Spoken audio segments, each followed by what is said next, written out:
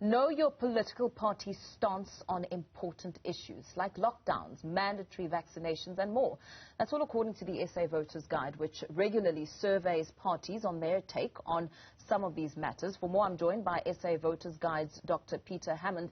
Very good morning to you. Thank you so much for your time. It's important to know what issues the political party you vote for stands for. Why is that? We certainly need to think before we ink. Yes, indeed. The Bible says in Exodus 18, verse 21, but select capable men from all the people, people who fear God, who hate dishonest gain, corruption, and appoint them as officials. And we think this is the goal. We need to recognize character is important, but there's also issues. And where the parties and the individuals stand on these issues that affect us in daily life really need to be concerned. I think many people, it's emotion, it's marketing, I like that poster, I like that. Those aren't really the issues. We are in the middle of a lockdown lunacy. Millions of businesses have been adversely affected.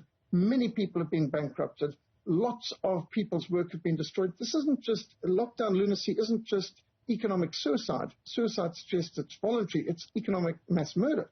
We've had more destruction done to our economy than any war could be done, all in the name of fighting a virus, which you've got a 99% chance of survival for. And now this idea of forcing vaccinations on people, and you get politicians speaking with a forked tongue out of both sides of their mouths where they say things like, we're against mandatory vaccinations, but we're for vaccination passports. Well, vaccination passports, same thing. The fact that they're not holding you down, forcing the needle into your arm is their definition of mandatory. But when you say you're not allowed to study at university unless you've got the vaccination, which they're doing, you cannot continue to be employed in this company unless that's mandatory. You've got a vaccination passport in order to travel or enter this or that. So this is a coercion on a level we've never seen before. And what this is it's violating all kinds of our rights, which are guaranteed in the Bill of Rights. And so we think it's so important. And for 30 years, we've been doing this. We've been providing voters' guides, looking where the parties stand, different issues. And I think the big issue this year is mandatory vaccinations, vaccine passports, the mandatory masks, which has no science behind it at all. It makes no sense. And it's just theater. And the lockdowns. I mean, and the child abuse involved in now even trying to coerce children to be vaccinated at school without their parents' permission or informed consent.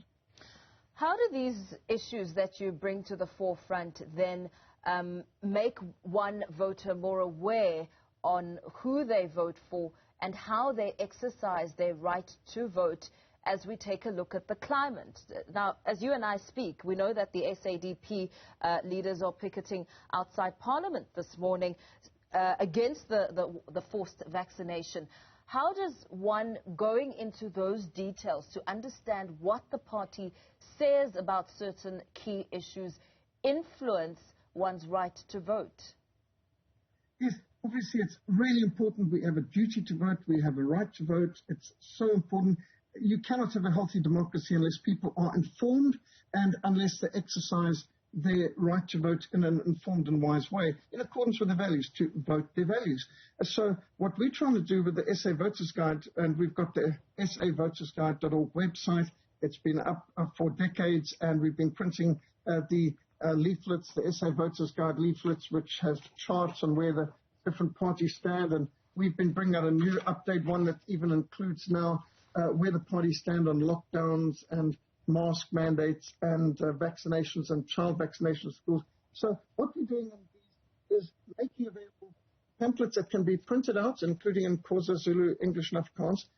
We've got different videos and audios and articles and lectures on different issues. But most important for many people is, just give me, where they stand on these and these issues. So we're trying to make it very user-friendly. And most people want to know, well, where does my party stand on these issues? This affects us all. And so how can we run a business if we're on lockdown the whole time? Do we want our children to be forced to wear masks all the time? Is this even necessary? And do we want to see medical professionals like heart surgeon Dr. Susan Vosloo, who was the first female heart surgeon in this country, bullied, intimidated, coerced, threatened for merely stating her medical opinion that the vaccines are more dangerous than the virus? And for this, she was screened. This is a person who's in charge of infectious diseases panel in Cape Town. She's been doing heart transplants since 1988. she sees a great increase in dangers of heart attacks in especially young men who take the vaccine, which isn't even necessary, because when you've got a 99% chance of survival from COVID, which I've had COVID, everyone in my family's had COVID, even my mission's had it, we've recovered, we have natural immunity. Now there are people trying to bully us to have a vaccination, which is extremely dangerous. To expect people of natural immunity who've already had the disease. Never in history have you expected people who've had a disease and recovered, who have natural immunity, to take a vaccine. This is all about money and power. This has got nothing to do with health. There's no reason behind this, but the irrationality, the propaganda.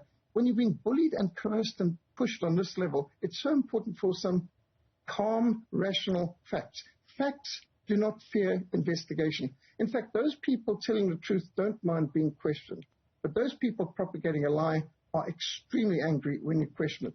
And the way how they've been shutting down and demonizing people who express an alternative view to the narrative, the propaganda narrative, such as the bullying of Dr. Susan Foslu on the dangers of the vaccines, just ignoring that. How can we expect people to send their children to school where they're forced to wear masks all day, which is completely unnecessary, and it's child abuse, frankly, and the children are not the ones at risk from this anyway.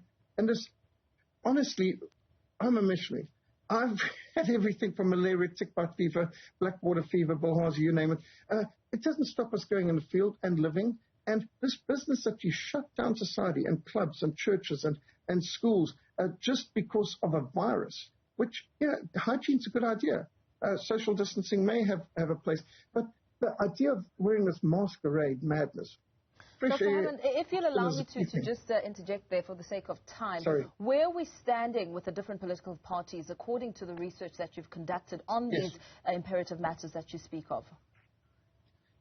Right. So basically speaking, it's quite clear that there's quite a division. So you've got the big parties are basically supporting lockdowns. You know, the ANC, the EFF, they love the lockdowns. The DA has enforced the lockdowns very rigorously in Cape Town, but verbally they say they're against the lockdowns, which we're grateful for. You've got the other parties that oppose the lockdowns, would include the Freedom Front and the African Christian Democratic Party, obviously very promptly. ATM, POA, ACC are some of the newer parties there. When it comes to vaccinations as well, the mandatory vaccination passports, again, we see that the DA supports it, the EFF supports it, the ANC supports it, Freedom Front is against it, the African Christian Democratic Party is against it, Cape Independence Party is against it. And so you see on these different issues, such as forced vaccinations of kids at schools, which is just staggering. The DA, the ANC, and the EFF all support the idea of vaccinating kids at school.